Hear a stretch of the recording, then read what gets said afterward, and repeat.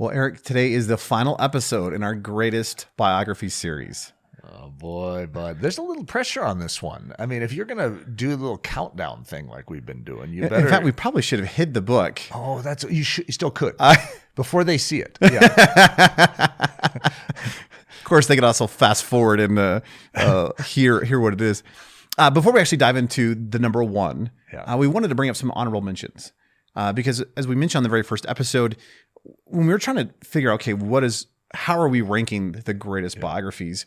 You had your point system that we used. This is a really good point system, except for the fact that you didn't vote the way I had wanted you to vote. So you used your voting prerogative differently than I would have thought you should have. I'm not going to make a political statement about voting, but but nonetheless, the books happened to get in the order that they did.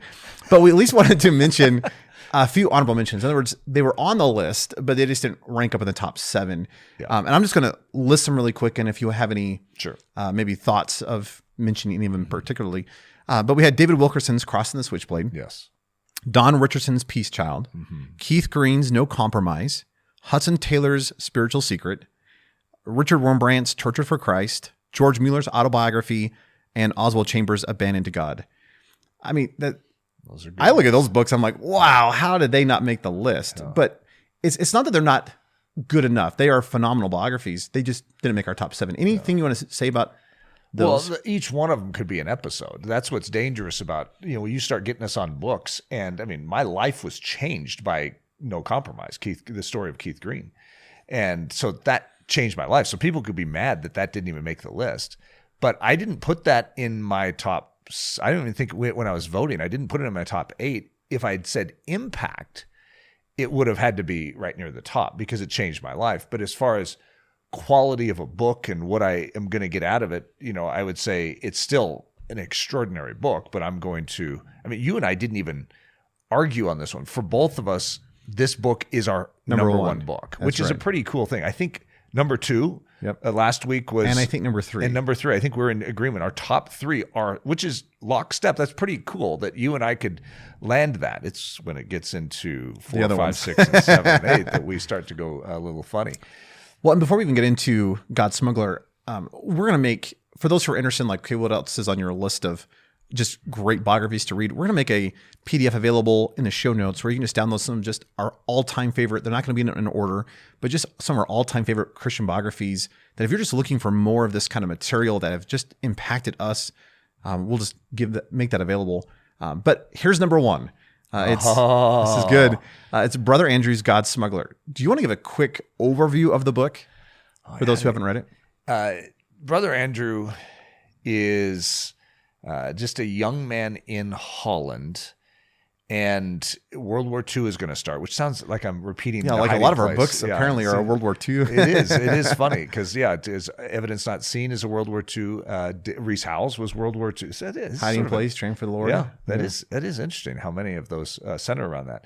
But he's going to actually go fight over, was it the Philippines? I don't remember. That's not like the significant aspect of the book is where he fought, but he was fighting as a soldier with a death wish and didn't know God, had no interest in God.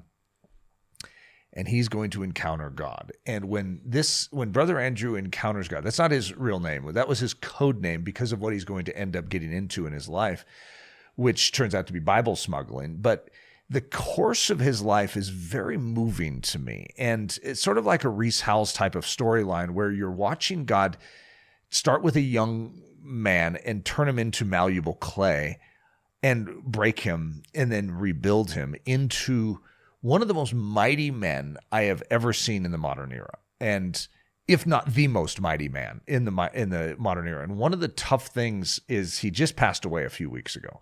I gave a sermon. If anyone wants to listen to a very interesting sermon, I think it was called More Radical. Mm-hmm. Well, I'll put a link for that in the show notes too.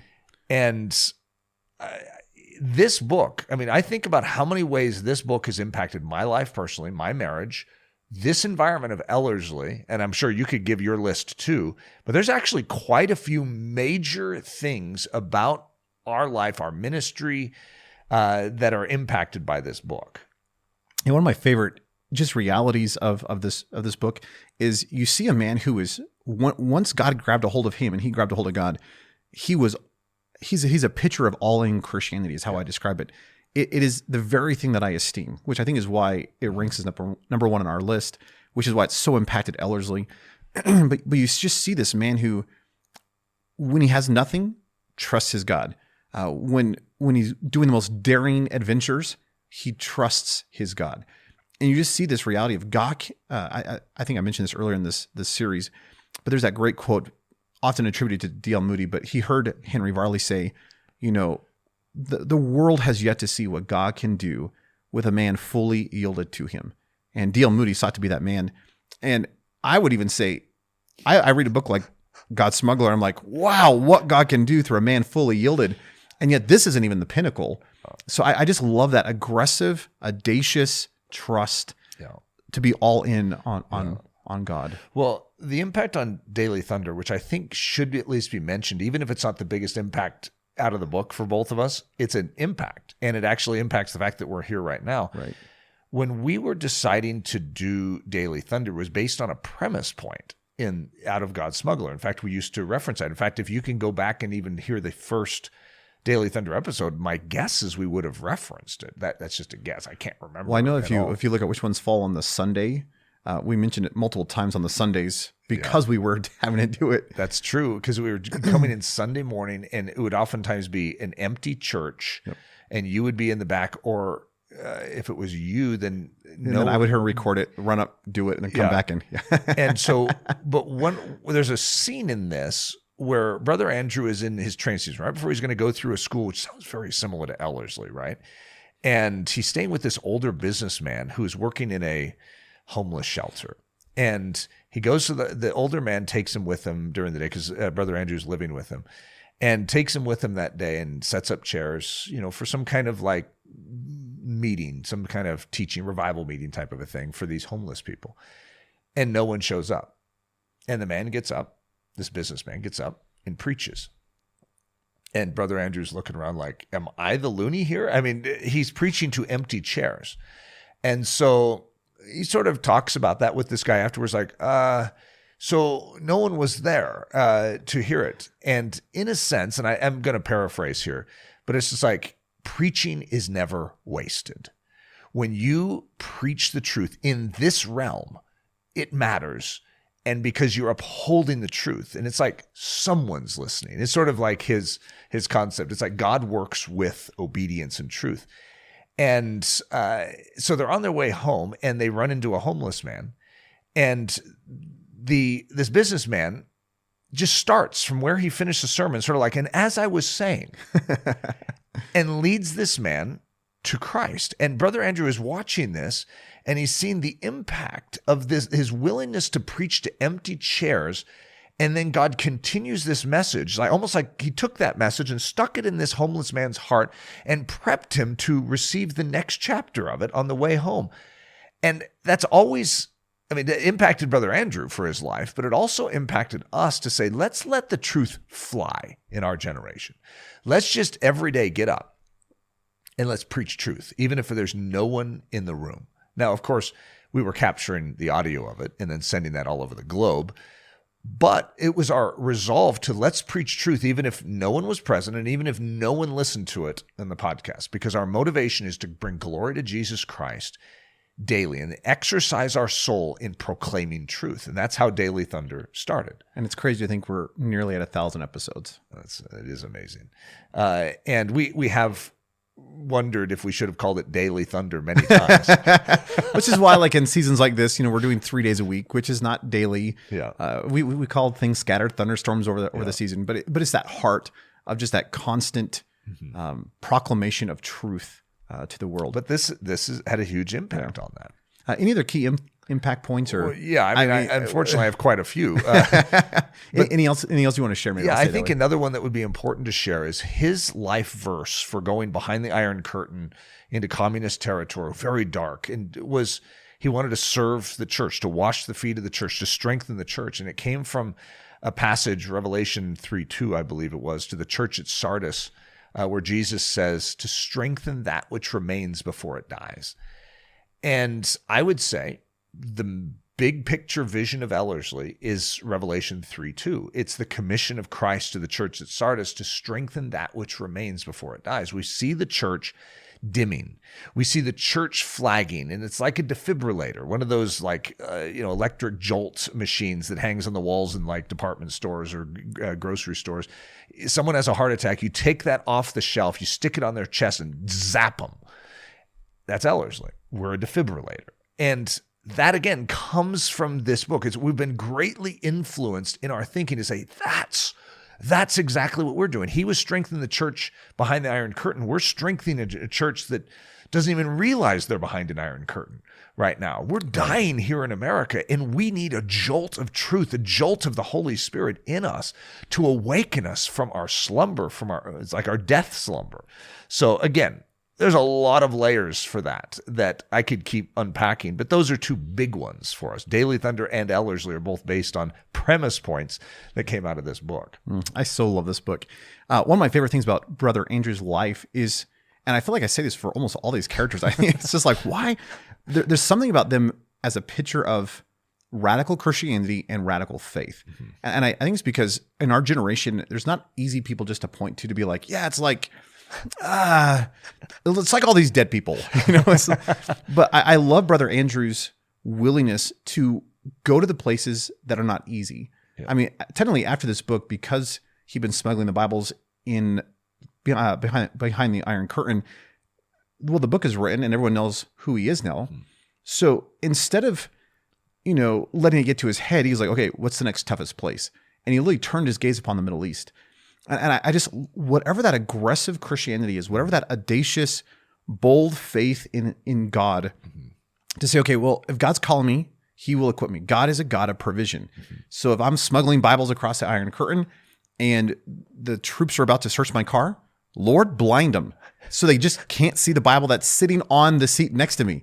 And the story after story where this little tiny blue VW bug lasts supernaturally long, with dust in the engine, or you have these scenes where you just see God's faithfulness and his provision through a man who just is willing to be surrendered, who walks in faith, in dependency and trust, in the goodness and the commission of his God. I just love that about Brother Andrew. I've talked with multiple filmmakers that their dream is to make this into a film, but I think in both cases they were talking about it being episodic. It's such an epic story. It's not just a 2-hour thing. It's like, oh, what an interesting story. This is like, there's probably 10 to 20, episodes you could have in this drama, which is better than any drama you could see. This guy's life is epic. It's remarkable. And I think if I were going to talk about a characteristic, the audacity, the daring, all that is definitely my language. I love that about him. There's a quote that I gave in that message, More Radical. It comes from a quote that was sent over to us. I think Annie sent it over to us after he passed away, just sort of like, hey guys, did you hear that Brother Andrew passed away today? And she had some quotes, I think, that her dad had collected. And one of them, okay, let's see if I can remember it. If I could live my life. He was asked if would you do anything over again? Would you change anything in your life? And then this was his comment. If I was going to live it over again, I would be more radical.